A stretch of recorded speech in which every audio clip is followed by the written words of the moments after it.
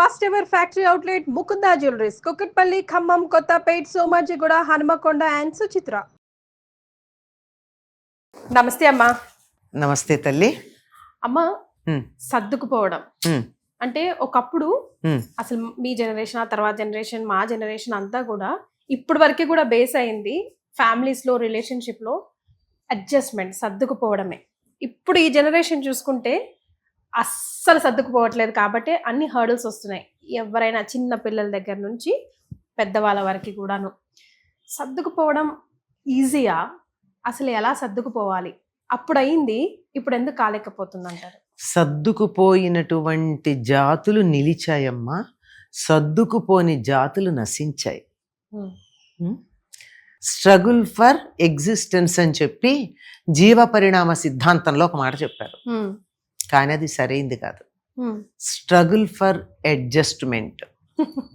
ఏ జీవులు, ఏ జాతులు అడ్జస్ట్ అయ్యాయో అవి జీవించి ఉన్నాయి.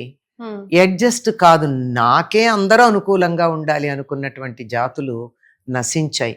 ఉదాహరణకి డైనోసారస్ లాంటివన్నీ. మాకు అనుకూలంగా అందరూ ఉండాలి అంటే కుదరలా, అవి నశించాయి. జిరాఫ్ లాంటివి ఆహారం దొరకని చోట చాలా కష్టపడి ఎక్కడో ఎడారి ప్రదేశాల్లో చెట్ల కొమ్మల చివరిని ఎక్కడో చిగుళ్ళుంటే ఇలా సాగి సాగి సాగి వాటిని తీసుకుని, వాటి మెడలు పొడుగైనాయి, అవి సర్దుకుపోయాయి, అవి జీవించి ఉన్నాయి. వాటి జాతి ఇప్పటిదాకా ఉంది. డైనోసార్స్ లాంటివన్నీ, డైనోసార్స్ అంటే ఇంకా చాలా ఉన్నాయి, కనుమరుగైపోయినవి. పక్షులు కానీ, ఈ సరీసృపాలు అంటారు, రెప్టీలియా జాతికి చెందినవి, ఇవి సర్దుకుపోయినటువంటి పెద్ద పెద్దవన్నీ కూడా నశించాయి. సర్దుకుపోయి సాగినవి ఉన్నాయి. సాగితే వంగితే ఉంటాం, వంగకపోతే విరుగుతుంది, పడతాం. అది సర్దుకుపోవడానికి ఉన్నటువంటి లక్షణం. ఈ సర్దుకుపోవడం అన్నది ఇప్పుడు డార్విన్ సిద్ధాంతం ప్రకారం చూస్తే కూడా వాళ్ళు ఉపయోగించినటువంటి పదం స్ట్రగుల్ ఫర్ ఎగ్జిస్టెన్స్ అన్నా, నిజానికి అది struggle for adjustment. Adjustment to exist, అంతేగా, ఉండడానికి సర్దుకుపోవడం. ఈ సర్దుకుపోయినవన్నీ ఉన్నాయమ్మా. అది ఆ జాతిని చూసిన తర్వాత జీవ పరిణామ సిద్ధాంతం ఏదైతే ఉందో దాన్ని చూసి మనం అర్థం చేసుకున్నాకైనా మనం పరిస్థితులకు అనుగుణంగా సర్దుకోవాలని తెలియట్లేదా? సర్దుకోవాల్సి ఉంది కదా. ఉదాహరణకి ఇంట్లోంచి బయటికి రావద్దు అంటే 21 రోజుల పాటు అసలు గుమ్మం ముఖం చూడకుండా ఉన్నవాళ్ళు ఉన్నారు. కొన్ని నెలల పాటు పరిసరాలకి కాస్త చుట్టుపక్కలకి వెళ్ళినా దాటి బయటికి వెళ్లకుండా ఉన్నాం గనక బతికున్నాం. లేని వాళ్ళ సంగతి ఏమిటి? సర్దుకున్నామా లేదా? పరిస్థితులకు అనుగుణంగా సర్దుకున్న వాళ్ళందరూ ఉన్నారు. పరిస్థితులకు అనుగుణంగా సర్దుకోము, పరిస్థితులే మాకు అనుగుణంగా కావాలి అనుకున్న వాళ్ళందరూ నశించటం అన్నది ఉంది. ఇది ప్రకృతిలో మీకు 2 ఉదాహరణలు చెప్పారు. ఎప్పుడో కాలంలో జరిగినటువంటి ఆ ఉదాహరణ, నిన్న మొన్న 3-4 ఏళ్ల క్రితం జరిగిన ఉదాహరణ చెప్పుకున్నాం. ఇంట్లో అయినా అంతే, మనం బయట పనిచేసే చోట అయినా అంతే, మరొక చోట అయినా అంతే. పరిస్థితులకు అనుగుణంగా సర్దుబాటు కావలసినదే. యాక్చువల్ గా చూస్తే అమ్మా, when it comes to relationship అది చాలా టఫ్ అనిపిస్తుంది. అక్కడే హైయెస్ట్ ప్రయారిటీ మనం ఇచ్చుకోవాలి. బికాస్ మిగతా అన్ని టెంపరీ, అదే పర్మనెంట్ ఒక రిలేషన్షిప్ బిట్ ఎనీథింగ్. కానీ అక్కడే మనం హర్డల్స్ ఫేస్ చేస్తున్నాం. మీరు అన్నట్టు ఉద్యోగం అనుకో, నచ్చకపోతే మానేస్తాం, వాళ్ళకి నచ్చకపోయినా మనకి నచ్చకపోయినా మానేస్తాం. వాతావరణం బాగుండలేదు అనుకో, అక్కడి నుంచి ఇంకో చోటకి వెళ్ళిపోతాం. కానీ కుటుంబ సభ్యులను అట్లా చేయలేదు కదా, మనం ఎంచుకుంది కాదు కదమ్మా. కొంతమందిని మనం ఎంచుకోలేదు, కొంతమందిని మనం ఎంచుకున్నాం. ఆ ఎంచుకునే చోటన్నా కొంచెం జాగ్రత్తగా ఉంటే కొన్ని సర్దుబాట్లు తేలిగ్గా ఉంటాయి. అంతే కదా. తల్లిదండ్రులు మనం ఎంచుకోలేదని మనం అనుకుంటున్నాం, కానీ మన ఎన్నిక ప్రకారమే మనకి తల్లిదండ్రులు ఉన్నారు. ప్రతి జీవి కూడా భూలోకంలో పుట్టవలసిన సమయం వచ్చినప్పుడు వీరి వీరి పూర్వకర్మలను అనుసరించి తగినటువంటి తల్లిదండ్రులను కొంతమందిని అలా చూపిస్తే అందులో వీళ్ళు ఎంచుకున్న తల్లిదండ్రులకి వీళ్ళుగా శిశువులుగా జన్మిస్తారు. మన తల్లిదండ్రులు మనం ఎంచుకున్నదే. మన కంటికి కనపడవు, చాలా కనపడని వాటిల్లో ఇదొకటి. అంచేత ఎప్పుడైనా పిల్లలు అంటారు ఎందుకు కన్నావు అని అంటారు, సరిగ్గా వాళ్ళని ఇదే టోను ఇంకా ఎక్కువ అన్నప్పుడు, కాదురా నువ్వే మమ్మల్ని ఎంచుకున్నావు, దట్స్ యువర్ నువ్వు- చాయిస్. అంతే, that's your choice, you have to adjust అని చెప్పాలి. ఇది విషయం.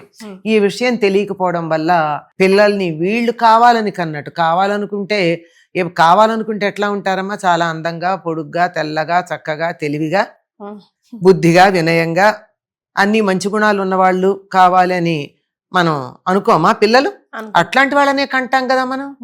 కాదు, వాళ్ళు ఎంచుకుంటారు. ఎలా? కొన్ని రకాల అవకరాలతో పుట్టాలనుకో, ఓర్పు కలిగిన తల్లిదండ్రులకు పుడతారు. అది నిజంగా అలాంటి సంతానం కలిగారు అంటే తల్లి నిజంగా ఓర్పు మంతురాలు, ముఖ్యంగా తల్లో తండ్రు.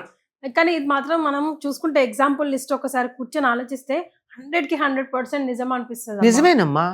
వాళ్ళు ఎంత అనుకుంటాం, వీళ్ళు ఎంత ఓర్పు మంతులు కాకపోతే ఇటువంటి తల్లిదండ్రులను ఎందుకు నా జీవి రావడం జరిగింది. పిల్లలే తల్లిదండ్రులను ఎన్నుకుంటారు గనక తప్పనిసరిగా మీ పూర్వజన్మ కర్మలను అనుసరించి మీరు అనుభవించవలసిన విషయాలు ఏవి ఉన్నాయో, ఏవి భుజాన మూట కట్టుకుని తెచ్చుకున్నారో దానికి అనుగుణంగా మీకు ఈ జన్మ వచ్చింది. మీరు ఎన్నుకున్న జన్మ గనక దీనికి అనుగుణంగా మీరు జీవించవలసినది, సర్దుకోవలసినది. కొన్ని సందర్భాల్లో సర్దుబాటు కుదరదు. ఎందుకంటే ఎన్నుకుని వచ్చినా కానీ తర్వాత ఎప్పుడో తేడా రావచ్చు. ఆ తల్లిదండ్రుల్లోనో, ఆ కుటుంబంలో ఇతర సభ్యుల వల్ల, లేదా ఆ ఇంటికి వచ్చిన కొత్త సభ్యుల వల్ల సర్దుబాట్లలో తేడా రావచ్చు. వీలైనంత వరకు సర్దుకోవాలి, లేనప్పుడు తప్పుకోవాలి. అంతే, రెండే మార్గాలు.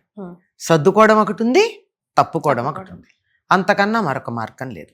తప్పుకున్నాక కూడా వెళ్ళి నేను విచ్చలవిడిగా ఉంటాను అంటే కాదు. తప్పుకున్న తర్వాత ఏ ధర్మం కోసం, ఏ న్యాయం కోసం, ఏ అవసరం కోసం, ఏ ఇబ్బంది వల్ల నువ్వు అక్కడి నుంచి తప్పుకోవాల్సి వచ్చిందో దాన్ని అధిగమించి ఏ ధర్మం కోసం వచ్చావో దానికి నిలబడాలి. నీకు చిన్న ఉదాహరణ చెప్తాను. రామాయణంలో రాముడు అరణ్యవాసానికి బయలుదేరుతూ ఉంటే కౌసల్య వెళ్ళొద్దని రకరకాలుగా చెప్తుంది. చాలా వాదనలు చేస్తుంది, చాలా గొప్ప వాదన చేస్తుంది. అంటే ఆ రోజుల్లో ఆడవాళ్ళు బాగా చదువుకున్నారనడానికి ఆవిడ ఇచ్చినటువంటి ధర్మశాస్త్ర సూత్రాలు ఏవైతే ఉన్నాయో వాటిని బట్టి ఎంత బాగా చదువుకుందో మనకు అర్థం అవుతుంది.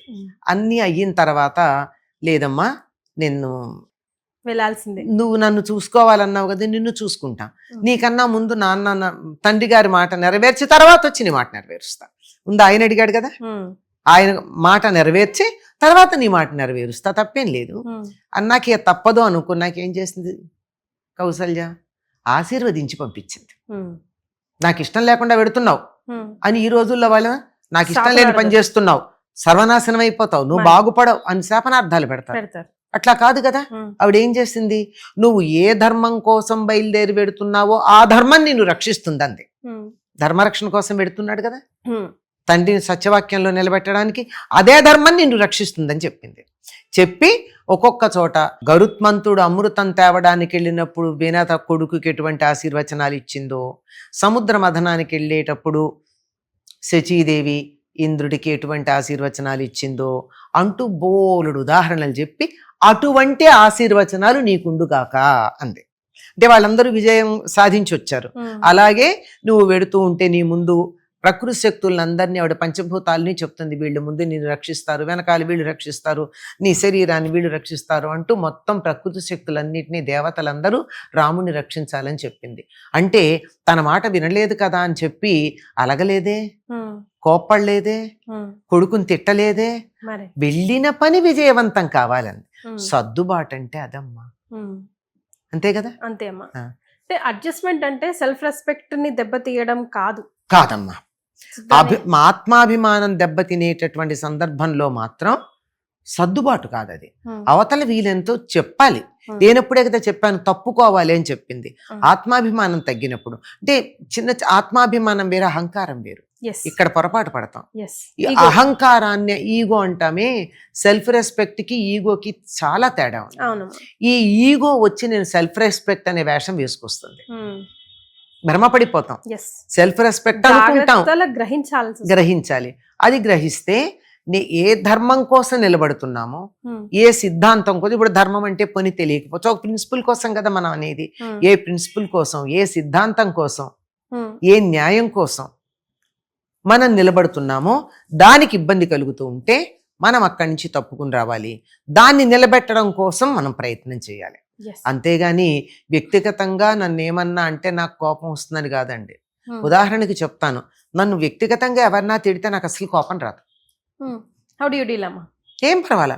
కానీ నా ధర్మాన్ని, నా సంస్కృతిని, నా దేశాన్ని వాళ్ళనంటే నాకు బాధేస్తుంది. అక్కడ మాత్రం ధర్మం గురించి ఎవరన్నా అధర్మంగా ఉంటే మాత్రం కోపం వస్తుంది. కానీ వ్యక్తిగతంగా తిరిగితే ఏముంది, వాళ్ళు నన్ను అర్థం చేసుకోలేదు అంతే అనుకుంటాను. అంతకన్నా అంతే అని మనసులో అనుకుంటా. అది కరెక్ట్. పైకి అనేది కాదు, చెప్తే చెప్తాము, అంతేగాని వేరే రకంగా కాదు. ఇది మాకున్న సిద్ధాంతాల్లో ఒకటమ్మా. వ్యక్తిగతమైనటువంటి బాధలకి, నిందలకి ప్రతిస్పందించకూడదు. ధర్మహానికి మాత్రం మీరు ముందుగా ఉండాలి. మాకు మా గురువు గారు చెప్పినటువంటి సిద్ధాంతాలు అవి మేము 100% పాటిస్తాం. అందులో అనుమానం ఏం లేదు.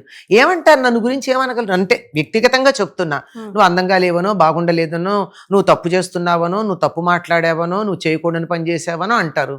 అది నిజమైతే సర్దుకుంటాం, నిజం కాకపోతే పట్టించుకోం, అంతే. కానీ ధర్మానికి, దేశానికి హాని చేస్తే మాత్రం రెచ్చిపోవాల్సిందే, అంతే, అంతకన్నా ఇంకేం లేదు. కనుక అది సర్దుబాటుకి, తల వంచటానికి, మీరన్నట్టు ఆత్మాభిమానం పోగొట్టుకోవడానికి, ఆత్మాభిమానంతో ఉండడానికి ఉన్న తేడా. అహంకారం వేరు. నన్ను తిడతావా అన్నది అహంకారం, నా ధర్మాన్ని తిడతావా అన్నది ఆత్మాభిమానం. ఎగ్జాక్ట్లీ అమ్మ, వెల్ సెడ్ అమ్మ. Life is beautiful. చాలా చిన్నది అసలు. ఎంత చిన్నదంటే ఈ రోజుల్లో ఒక టైము, ఒక పారామీటర్స్ అంటూ లేనంత చిన్నది. దానికి ఎందుకు ఇంత మనం ఫ్రస్ట్రేట్ అయిపోయి ఇంతగానో క్లస్టర్స్ ని నింపుకుంటున్నాము అసలు. నో టైమ్ ఫర్ రివెంజ్ అని ఒక బుక్ ఉందమ్మా. No time for revenge. జీవితంలో పగ తీర్చుకోవడానికి నాకు సమయం లేదు. ఎందుకంటే ఆ సమయంలో నా జీవితాన్ని పోగొట్టుకున్నాను. నీ మీద నాకు కోపం వచ్చింది, ఆ కోపంతో ఏదో చాలని కసిపొట్టు. ఏమైంది, నువ్వు బానే ఉన్నావు, నేను కదా నష్టపోయింది. సింపుల్. జీవితంలో నేను ఆనందంగా ఉండాల్సిన క్షణాలని నీ మీద కోపంతో రగిలిపోతే నాకు బీపీ పెరుగుతుంది, కడుపులో మంట వస్తుంది, తలనొప్పి వస్తుంది, ఇవన్నీ వస్తాయి. ఆ తర్వాత అంతసేపు నేను నా ఆనందాన్ని కోల్పోయాను. దాని బదులు అలా అందా, సరే ఆ అమ్మాయి తెలివితేటలంతే, ఈసారి సరిగ్గా అవగాహన కలిగేట్టు చెప్తాలే అని అనుకున్నాను అనుకో. ఆ పాజిటివ్ థింకింగ్ ఏదైతే ఉందో that may change your negative thinking also. 100%. అది అంచేత ఈ విధమైనటువంటి మానసిక ప్రవృత్తి, ప్రవర్తన నేర్పడం అవసరం.